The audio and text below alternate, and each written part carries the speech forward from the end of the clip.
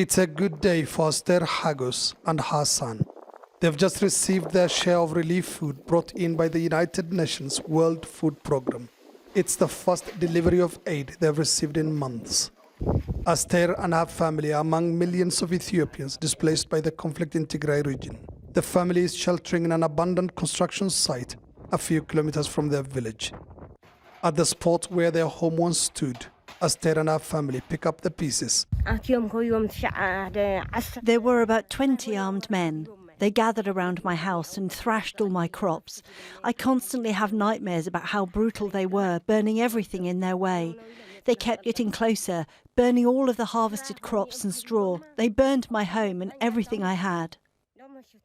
For the past 6 months, the United Nations and aid agencies have repeatedly called for full humanitarian access to the Tigray region in the face of growing fears of a protracted conflict with devastating effects on civilians. So this is a region that even prior to the conflict has been affected by shocks in recent years. We had the desert locust this past year, hailstorms, some pockets of the region that are already chronically affected by drought.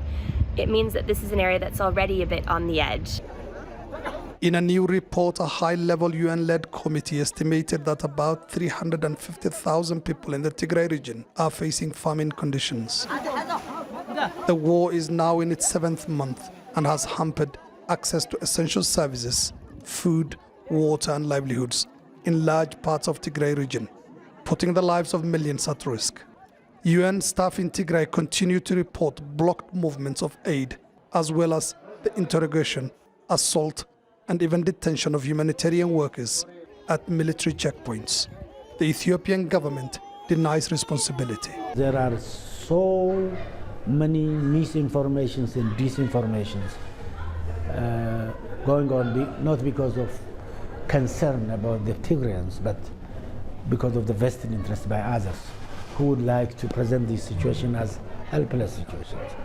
There are forces who would like to show the government's effort as they want to discredit it. They want to tell the rest of the world that the government is doing nothing. The war in the Tigray region of Ethiopia has displaced more than 2 million people and destroyed the economy of the region, along with businesses, crops and farms. Thousands of civilians have also been killed or wounded. Aid agencies say now is the time to stop thousands of others from starving to death. Mohammed, Adow, Jazeera, Addis Ababa, Ethiopia.